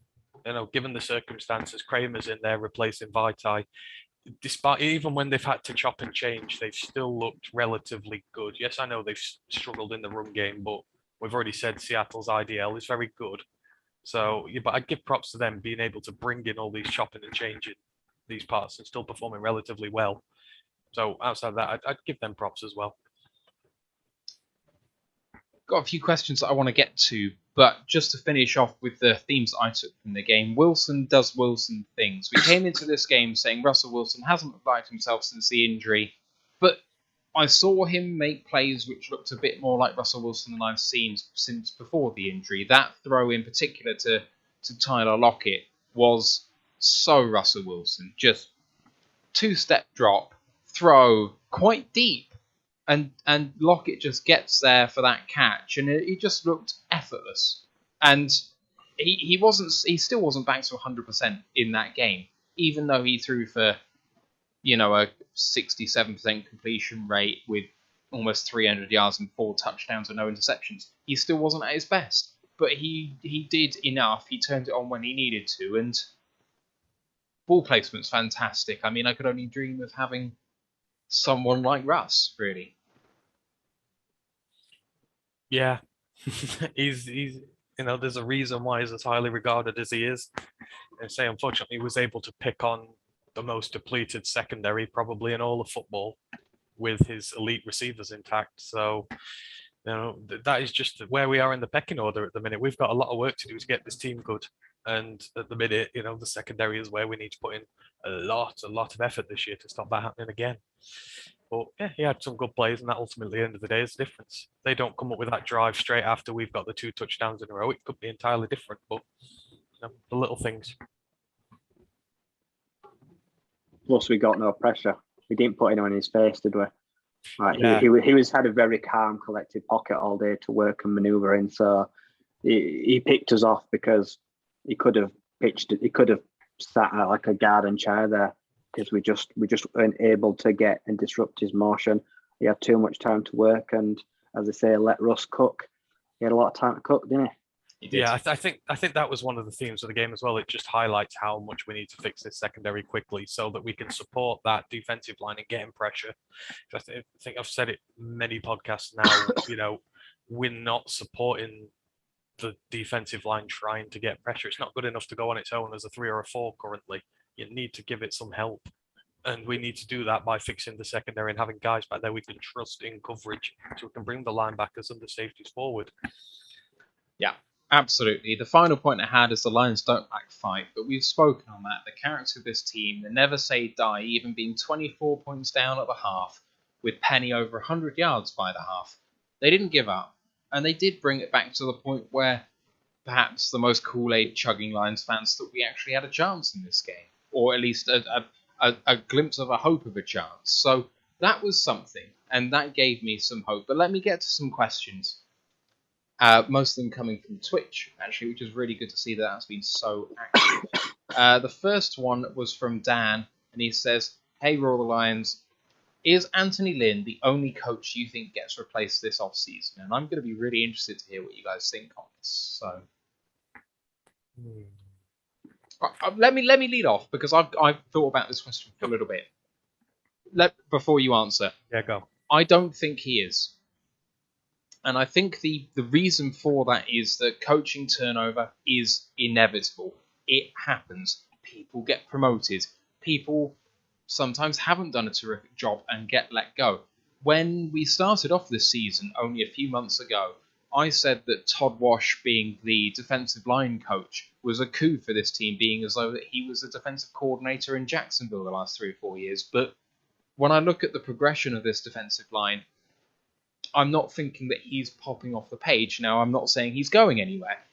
It's done okay, but it's maybe not been the standout group where progression has happened, especially with someone like, say, Levi. When I think about wide receivers, I mean, it's really hard to judge how well our wide receivers coach has done, or our quarterbacks coach has done. For us here, trying to evaluate how they have done in a position which is not obvious as to what the coaching impact is if you're a bystander, if you're not going to practices every single week. And this is something the paid journalists have the same problem with as well. They get to see 50 minutes of practice where they're just counting attendance. That's all they're doing. Like, they're not there watching what the coaches are doing with these guys every week. So there are going to be coaches who don't quite see eye to eye with Dan Campbell because he's a divisive figure. Like, he's carrying all of us with it because we're die-hard Lions fans and we're buying into what he's doing, but some coaches are not. And you see that with Lynn. They're not a good match, and he's not a good match with Goff. Fine. But there's going to be some other coaches too. Or some might get promoted on the basis that this defense has actually done better than some people thought. I'm not talking about Aaron Glenn, but some guys might actually get promoted into more experienced positions on other teams, and good luck to them if that happens. But I think it's inevitable that more than one goes. Are we just assuming, is this under the assumption that no one gets poached from elsewhere? Are we saying, would we fire them for not being good at their jobs? Ooh. Or is it, I think that what's is the context behind it? I think that is the implication, but I'm just guessing. So if you're looking at guys who haven't done their job right, I think you wouldn't say outside of Lynn there's been anyone who's been glaringly obvious who's not done their job right. Like you say, the wide receiver and quarterbacks coaches are sort of hand-tied a little bit compared to the bulk up of the roster. But the defensive side guys have done well. I think I would expect teams to come back in and poach. I fully expect the Steelers to come back for Hank Fraley again and us to have to really try hard to keep hold of him, which we should. I think Ben Johnson's probably going to get promoted up to OC. I think that looks a pretty decent set there. So we're going to need to get a new tight ends coach. But I wouldn't say outside, but this is just to us, like you said, we don't see everything that goes on in the building every day. But given how the position groups have performed this year, I think it's hard to hold against, even like a secondaries coach. I mean, yes, we may say the secondary's been bad, but the performance, the development of these guys has been phenomenal. So you've got to give them a better chance going forward. I think Kelvin Shepherd, I think he's the linebacker, inside linebacker coach. I think he'll be someone that's probably on the hot seat. I think they're going to want to bring someone in to work maybe with a young group of guys. They might want someone more experienced because he's not the experienced. I know he's only done the role for a few years. He was a former Lions linebacker, so I think he's someone will get replaced. I think Brunell and Lynn probably both goners. I think they will ask Goff, is there anyone you would recommend? Is there anyone you'd like to bring in? Anyone you'd like to work with? I think they may take into consideration this thing there. I think I agree that Ben Johnson is promoted. I can see Josh Hill being asked to come in to be a tight end coach. I know Dan Campbell likes him. He's not playing anymore, so I won't be surprised if he tried to get added to the coach staff next year. Like, without being rude, who's the ancient guy that coached on the defense from the Packers? It's like 100. Who's that assistant? That is... Oh. Capers. Yeah, Dom Capers. Yeah. He's not a coach, though, is he? Isn't he in like a senior advisory position or something to Glenn? Yes. I don't know, but... Yeah, he's only an advisor. Yeah. Well, I think he'll be gone either way. Yeah. But Pleasant will be fine. Glenn, this isn't the year. No one's going to poach Aaron Glenn. I don't think anyone's going to see that he's just ready just yet. So I don't think they'll get touched. I agree. Hank Fraley and Juice Staley are the two guys that may well get stolen. But I think we scrap Lynn and Brunell. I mean, I find Juice so weird because the guy you're giving all your touches to, at least when he was healthy, is the guy who didn't run the ball particularly effectively, but you didn't scheme for him well either. and then some of the guys who weren't expected to do anything have run the ball effectively. Does that mean you did a good job or not? I don't know. Like, I'm not a big Deuce Staley believer. I like him as a person, but I'm not willing to crown him as a good coach. But I think he's in the position where he's getting groomed for future head coach because he's also assistant head coach. And I think in terms of the Lions structure, I mean, it's like with Pleasant. He's obviously been in there to groom up for when Glenn inevitably gets taken in a year or two. Pleasant will be the next guy, especially if he carries on the way he is. And I think, I mean, Deuce Staley could go to OC for now if Lynn goes. You never know, but it just feels like they have plans for him up the line. And the running game's been really good. Godwin's come in, done all right apart from his fumbles, but Reynolds has come in and done well. It's been a lot better than it's been in recent years. Let's put it that way. Oh, yeah, it's been a world apart from where we've been in the past. What we were this week is what we've been for the last 5 years. This season generally has been a complete breath of fresh air. So I'm not going to throw Deuce Staley under the bus. I'm just saying I don't want to crown him as a guy yet. But no, he's not Hank Fraley, who for me is potentially the best offensive line coach in the NFL. God, yeah. We need to give him all the money to stay here and carry on staying here. These last 2 years with him here, just the performance has been phenomenal, even with the depth guys. So there is a question in here from Dan saying, what's the drop-off like in wide receivers in the draft? Is it this year? Ash came in saying he doesn't think there's any clear top 10 worthy wide receivers, but there's a big cluster from like 15 until the late second rounds, which I seem to agree with. That seems to be the consensus on that call. I see Ryan nodding, so I'll quickly move on from that. If you're taking a wide receiver in the top 10 this year, that reeks of desperation. Yeah. Garrett Wilson's your top 10 guy if anyone goes that way, but yeah, there's not a big drop-off. There's a load of very talented guys on the fringe of the first and the start of the second. David Bells, Jahan Dotsons. There's so much value to be had there. He also says, I think Brad will be best player available after our pick at 2, which he suggests is going to be a defensive end. Will our picks include a quarterback? Do you think it will at this point? See, I'd make the argument that best player available at 2 is not an edge, but it is what it is. Analysts will talk about positional values and that, but in terms of NFL players who are good at the sport, it's not an edge who's number 2. No, he did say after number 2 would be best player available, to be fair to the comment. To be honest, I think that's going to be his modus operandi all the way through. I think it's just BPA at every single position.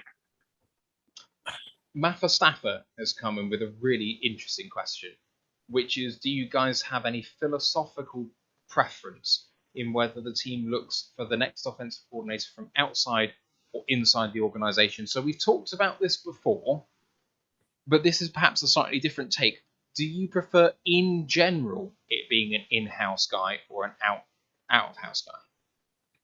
I think it has to be a coach who deserves it. I think obviously you want to look in-house, and if there's someone there worthy of it, then go for it. But look at Aaron Glenn this year. You know, we went elsewhere and we found an up-and-coming rising star who was looking for his opportunity, and look how well it's done us. You know, Aubrey Pleasant's going to come in and maybe be the next DC after this. We've gone outside and looked for him, but now we're in a position where offensive coordinator, we've got 2 serious shouts in-house now, Hank Fraley, Ben Johnson. You know, they've been here a little while. I think I don't have a preference.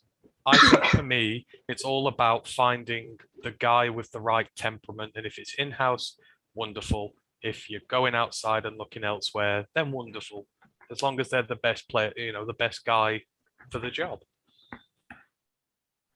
I have absolutely zero preference. If I was offered a guy that is innovative, is up and coming, is more expensive, that'll come into it. Or if I was offered a guy that everyone knows on the team, is a safe pair of hands, he's been learning for a few years, like gets promotion, I will take the outsider first, ideally, because I've always willing someone to have an outside perspective. and bring in fresh ideas. Now we've seen now that doesn't always work well. So I think always when you're picking offensive coordinator, you take your quarterback into consideration, like how they will get on with them. I think if you've got a franchise guy, but even if it's like Goff, like if they can get on with Goff, if they're not too big a character or too big an ego, if you feel like they may clash, then stay in house and don't disrupt that sort of chain of command or that reputation or relationship you already have. It depends on how big a diva your quarterback is, really, how big a character they are. I don't really have a preference, but if I was forced to choose one, I'd choose inside. Simply because if we take the specific scenario that we're landed with here, there seems to be a correlation between when Ben Johnson started influencing how the offense was going and the offense getting better. Now, it's not necessarily him. A couple of other things also happened at the same time. But it's possible that Ben Johnson played a part in our offense looking better. Great. Okay, so there's that. Does that mean he could be the future? I mean, it means that he knows something. But I don't know. Could be limited. However, I think that chemistry between coaches is something that can't be underestimated. And knowing that you've got a guy that Dan Campbell works with well is worth a lot. Like, you see what's happened with Lynn this year in Campbell, and now see what's happened with Johnson in Campbell. Knowing that you have someone who's going to come in, get promoted, but be in a role he's kind of been in the last few games and continuing that on and furthering it, hopefully, and knowing that they're going to collaboratively work together well. That's worth a big amount to me. Now, the only way you overcome that is by coming in with someone who comes in with this sort of offensive genius bullshit that we hear about from, guys that have gone on to be head coaches in this league. And, Brady was meant to be that guy in Carolina. That didn't work out, but it certainly worked out well for the Rams. And, you see it on both sides of the ball. Staley looks like a terrific head coach in LA now, having come from the other LA. It's one of those things where you just need to evaluate all the pros and cons and take the best guy. But chemistry with the coach and knowing that's going to be an effective working relationship is absolutely a part of that equation, and you only know that from an in-house guy. So, slightly in-house, but marginal at best. I think we've learned this year that it takes more than one person to run an offense. They may call themselves an OC, but it's a collective. And talking about Carolina, like Joe Brady's a scapegoat and Matt Rule seems like a bit of a knob. So maybe that's a bit of an anomaly. If I was offered Joe Brady for a year, do you know what? I think I'd try him out because I do not feel like he was the issue. He's been used as a scapegoat. So I hope no one just kind of blackballs and blacklists him. But no, I agree. You need chemistry and it's a collective.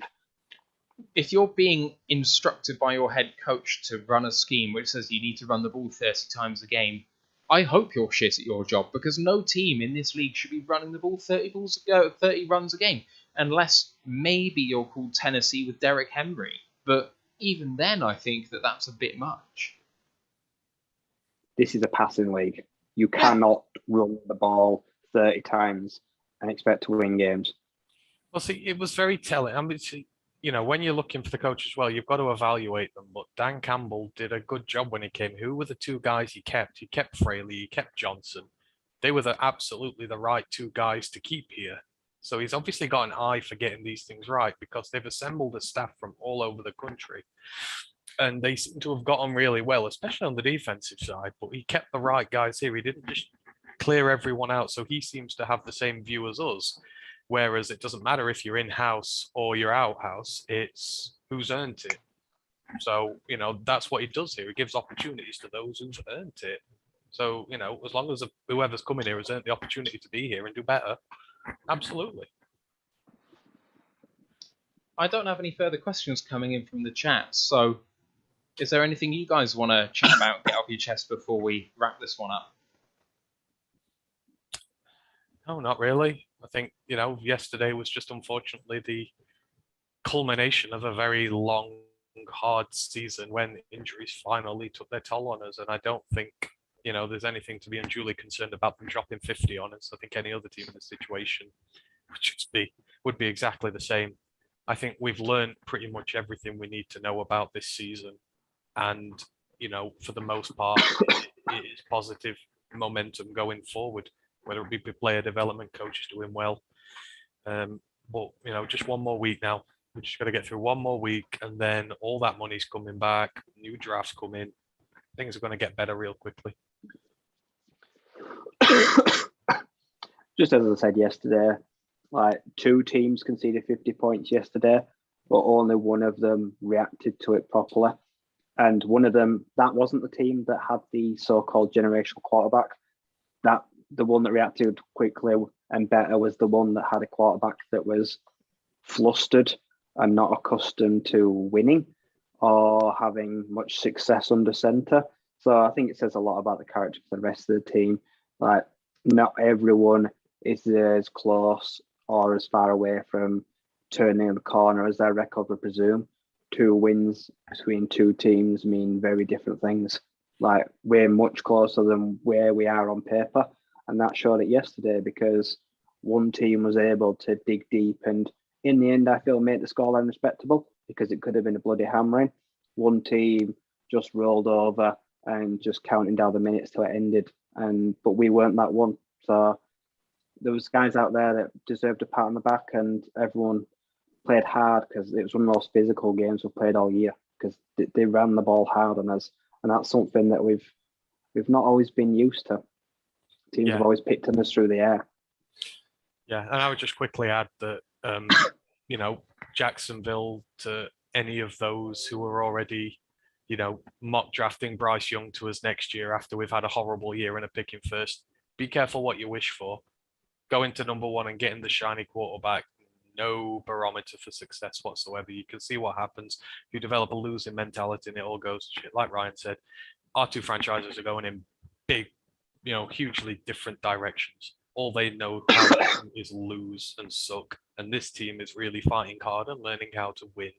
So, do not wish for another high pick next year because that is what your prize is going to be. Very true. Very true. Right, let's wrap it there. Please don't forget to like the episode, sub to the podcast, make a big difference to what we do here. Next episode on Thursday, January 7th, 2022. And Happy New Year to all of you guys listening to this. I hope you had a good New Year's Eve and didn't get too hungover. I am still suffering the effects of alcohol consumption. So apologies if anyone's watching this thinking, why are his eyes not open? So next episode is the Packers at Lions preview show, the last preview show of the season. So check in with us for that, 8 p.m. UK time, 3 p.m. Eastern time. We mentioned before, Royal Alliance College Football Podcast, bowl games, college football semi-finals review, as well as previewing the Natty, more dealings on the transfer portal. We've already talked about one big one that's gone in as we've been talking now. And our socials, don't forget to find us on Royal Alliance UK on YouTube, Twitch, Facebook, Instagram, Twitter. Any followers you can give us on there and likes, much appreciated. Group for worldwide fans on Facebook is Detroit Lions Fans UK, One Pride Worldwide. RoyalAllianceUK.com is where you'll find all the draft content you could ever want, probably starting, well, just after the Lions have finished their season this time next week. Otherwise, rate us 5 stars on Apple Podcasts and you'll have my eternal love, and anything you want to ask in there, we'll try and get it on the show. Just remains for me to thank everyone for listening, to my co-host Ryan McCluskey and Smith Fitzpatrick, and I'm Matthew Turner. We'll see you on Thursday for the last preview show of the season. Let's go Lions, One Pride. One Pride.